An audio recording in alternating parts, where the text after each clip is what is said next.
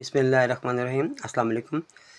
वैसे जो next topic हमारा है वो एक्सपोनेंट के हवाले से है और इसमें पावर एक्सपोनेंट ये तकरीबन सेम चीज़ें होती हैं, तो इसके बारे में वाले पढ़ेंगे। इसके बारे में बेस क्या होता है वो स्टडी करेंगे। कुछ इसके बारे में कॉन्सेप्ट क्लियर करते हैं। पहले इंट्रोडक्शन में लिखा हुआ है, do you know what is the mass of अर्थ।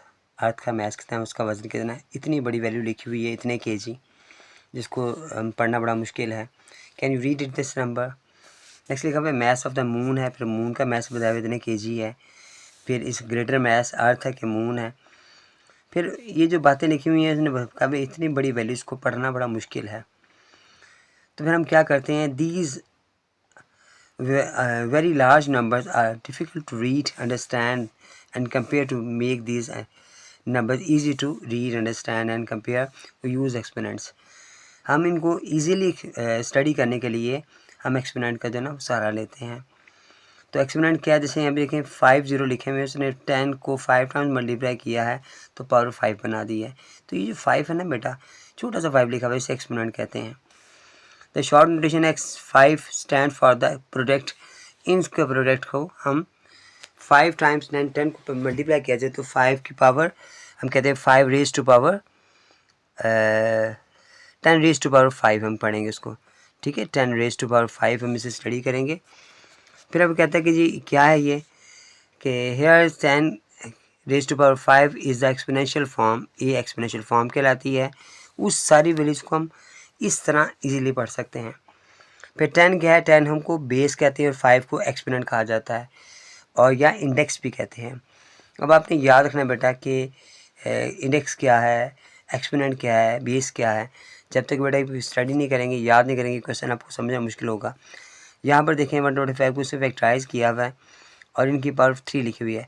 कहेंगे 5 रेज टू पावर 3 या 5 की पावर 3 जो है ना, हम उसे ऐसे पढ़ सकते हैं। ये एक्सपोनेंशियल फॉर्म कहलाती है। 2.14 एक्सरसाइज के अंदर जो पहला क्वेश्चन लिखा हुआ है, identify the base and exponent. हमें सिर्फ पता करना है कि एक्सपोनेंट क्या है, बेस क्या है। सिंपल सा क्वेश्चन है, बड़ा आसान सा। आपने देखना है बेस और एक्सपोनेंट क्या है।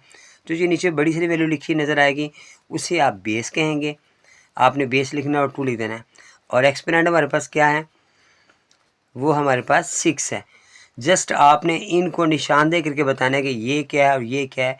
जो भी इस स्पेस पे होगा, इस जगह पे होगा, इस मुकाम पे होगा, हम उसे बेस कहेंगे। जो पावर होगा उसे एक्सपोनेंट कहेंगे। नेक्स्ट पार्ट में हमारे पास b की पावर जो 2 आ रहा है तो बेस b हो गया और एक्सपोनेंट 2 हो गया। नेक्स्ट पार्ट में t की पावर 9 है, यानी t रेज टू पावर 9। तो फिर हम 9 जो है, t जो हमारे पास बेस आ गया, एक्सपोनेंट 9 आ गया। नेक्स्ट पार्ट में m की पावर n लिखा हुआ है, तो बेस हमारे पास m है और एक्सपोनेंट n है। सिर्फ आपने जस्ट इनको ऐसे लिखना है, यही हमारे क्वेश्चन का सोल्यूशन है। इसी तरह सॉल्व करेंगे हम क्वेश्चन को। क्वेश्चन नंबर 2 में लिखा बेटा find the value of followings. हमने इनकी वैल्यू फाइंड करनी है। अब ये लिखा 3 की पावर 4 है, 7 की पावर 3 है, 13 की पावर 2 है, 2 की पावर 8 है। अब हम इनकी पावर्स को सॉल्व करके हम देखेंगे कि आंसर क्या आता है। अब 3 की पावर 4 से मुराद है कि 3 4 टाइम्स मल्टीप्लाई हो रहा है। आप चाहें तो इसको डायरेक्ट सॉल्व कर लें या मल्टीप्लाई कर लें। तो 3 3 ज़ा 9, 9 3 ज़ा 27, 27 3 ज़ा 81। तो 81 इसका आंसर आ गया। आपने 3 की जो पावर लिखी, जो इसका एक्सपोनेंट लिखा हुआ है, उसको उतने टाइम्स आप मल्टीप्लाई करोगे तो हमारा आंसर आ जाएगा। नेक्स्ट पार्ट में हमारे पास इसका कह रहा है 3 की पावर 7 की पावर 3 है, तो 7 3 टाइम मल्टीप्लाई होगा। तो आप क्या करोगे, 7 को 3 टाइम मल्टीप्लाई किया तो 7 7 49 और 49 को जब आप 3 से मल्टीप्लाई करते हो तो हमारे पास 3 4 3 इसका आंसर आ जाता है। 13 को 2 टाइम्स मल्टीप्लाई करना है, 13 13 ज़ार 169 हो जाएगा। 2 8 टाइम्स मल्टीप्लाई हो रहा है, आपने 2 को 8 टाइम्स लिखना है, 7 8 हो गया। अब आप इन सब को मल्टीप्लाई करो, 2 2 ज़ा 4, 4 2 ज़ा 8, 8 2 ज़ा 16, 16 का 32 आ गया, 32 64, 128 और 256। इन सब को मल्टीप्लाई किया तो 256 हमारे पास आ गया है। ये आसान से क्वेश्चन है, इजीली सॉल्व हो जाएंगे। जस्ट मल्टीप्लाई करना है और क्वेश्चन का आंसर आ जाएगा। क्वेश्चन नंबर 3 में लिखा हुआ है express the following in exponential form. हमने इसे एक्सपोनेंशियल फॉर्म में करना है। ये जो क्वेश्चन में सॉल्व किए थे ना, एग्जाम्पल में देखा था, उसको एक्सपोनेंशियल फॉर्म में चेंज किया हुआ है। ये कैसे सॉल्व करेंगे बेटा, इनका जो मेथड क्या है। अब आप देखें 5 जो है ना 4 टाइम्स आ रहा है, अब हमारे पास हमें पता होना चाहिए कि अगर कोई भी हमारे पास एक्स बेस लिखा हुआ है और इसकी पावर नहीं लिखी हुई है, इसका एक्सपोनेंट नहीं लिखा हुआ, तो 1 कंसिडर किया जाएगा। इसका भी पावर 1 है, इन सब की 1 है। उन सब के 1 को अगर आप प्लस करते हो, यानी 4 टाइम्स आप 1 को प्लस करोगे तो 5 की पावर 4 आ जाएगा। ये आपको समझाने के लिए अगर आप स्टेप कर लें बेहतर है, ना करें तो कोई हर्ज नहीं है। अब 3 कितने टाइम्स है? 1 2 3 4 5 6 है। 1 2 3 4 5 और 6, यानी 3 की पावर 6 है ना बेटा, इसका आंसर आ गया। इसका आंसर 5.4 था और इसका 3.6 आ गया। और ये बी 4 है तो 4 टाइम्स हमारे पास आंसर आ गया। यहाँ पर u देखें 3 टाइम्स आ रहा है और v 2 टाइम्स है, यानी u पर आपने 3 दफ़ा 1 लिखना है, जबकि v पर हमारे पास 2 टाइम्स है, तो यानी u की पावर हमारे पास जो आ जाएगी वो 3 आ जाएगी और v 2 आ जाएगा। यहाँ पर इसका आंसर आ जाएगा। नेक्स्ट में हमारे पास 7 आ रहा है और 11 आ रहा है। अब 7 कितनी दफ़ा आ रहा है? 7 2 टाइम्स आ रहा है। 11 कितनी दफ़ा आ रहा है? 1 2 3 4 11 4 टाइम्स आ रहा है। आपने बेटा ध्यान रखना है कि जो बेस और एक्सपोनेंट में की जो साइज़ है ना, उसमें फ़र्क होना चाहिए।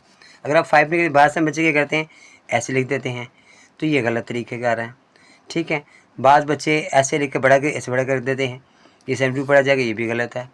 तो जो उसकी साइज़ है, उसके जो मुकाम है, वो आपने याद रखना है, उस हिसाब से आपने सॉल्व करना है। ए 3 टाइम्स आ रहा है, जबकि सी 4 टाइम्स आ रहा है और डी जो है ना हमारे पास सिंगल आ रहा है। अब इनके दरमियान में कोई साइन नहीं भी होगा ना, इसका मतलब यही है कि ये मल्टीप्लाई हो रहे हैं। यहाँ पर मेरा क्वेश्चन नंबर 3 भी मुकम्मल हो गया। क्वेश्चन 4 में लिखा हुआ है express each the following numbers using exponential form notation. अब हमने इसको एक्सप्रेशन नोटेशन में करना है। पहले हम इसको सॉल्व करेंगे, उसके बाद फिर हम इसको एक्सप्रेशन नोटेशन में चेंज करेंगे। तो यहाँ पर मैंने बराबर किया हुआ है 7 को 3 टाइम्स डिवाइड किया जाए। 7 4 आ रहा है 28, फिर कैरी गया, फिर 9 तो ये सारा आपने बराबर करना है। फिर आपको पता लगेगा कि 7 जो है ना 3 टाइम्स आ रहा है। फिर आपके 7 की पावर 3 लिख देनी है और फिर आंसर लिख देना है।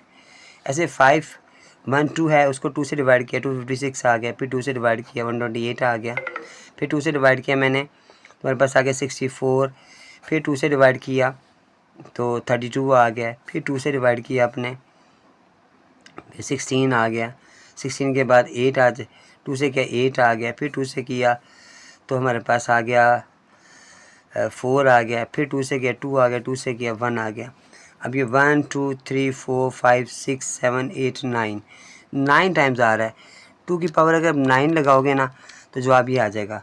तो आप क्या करोगे, 2 को 9 टाइम लिखोगे, 1 2 3 4 5 6 7, उसके बाद 8 और ये 9 टाइम्स आ रहा है। 1 2 3 4 5 6 7 8 9, तो 2 की पावर 9 बेटा इसका आंसर आ जाएगा। एक्सपोनेंशियल फॉर्म में आपने चेंज करना है इसको। अब 7 to 9 है, 7 to 9 को आपने 3 से डिवाइड किया तो 243 आएगा, फिर 3 से डिवाइड किया 81 आ गया, फिर 3 से डिवाइड किया 27 आ गया, फिर 3 से डिवाइड किया 9 आ गया, फिर 3 से किया फिर 3 आ गया। इसमें मतलब आ रहा है 1 2 3 4 5 6 टाइम्स आ रहा है। ठीक हो गया जी। 1 2 3 4 5 और 6 3 टाइम आ रहा है, 6 टाइम्स आ रहा है, तो 3 की पावर 6 इसका आंसर आ जाएगा। नेक्स्ट हमारे पास आ रहा है जिसका लास्ट पार्ट है वो 3 1 2 5 है। इसे आपने 5 से डिवाइड किया 6 to 5 आ गया, फिर 6 to 5 को फिर 5 से डिवाइड किया 1 to 5 आ गया, फिर 5 से डिवाइड किया 25 आ गया, फिर 5 से किया 1 आ गया। 1 2 3 4 5 1 2 3 4 और 5, तो 5 की पावर 5 टाइम्स आ रही है। ठीक है बेटा, यहाँ पर हमारे क्वेश्चन जो ना मुकम्मल हो गए हैं और एक्सरसाइज भी मुकम्मल हो गई है। बेटा मुझे जिन बच्चों ने भी सब्सक्राइब नहीं किया हुआ काइंडली सब्सक्राइब करें, मुझे मेरे चैनल को सब्सक्राइब करें, मुझे कमेंट्स करके बताया करें क्वेश्चन आपको समझ आए हैं कि नहीं आए, और जो है मेरी वीडियोस को लाइक भी करके बेटा और अपने दोस्तों को शेयर भी करें। जज़ाकल्लाह बेटा, अस्सलाम वालेकुम।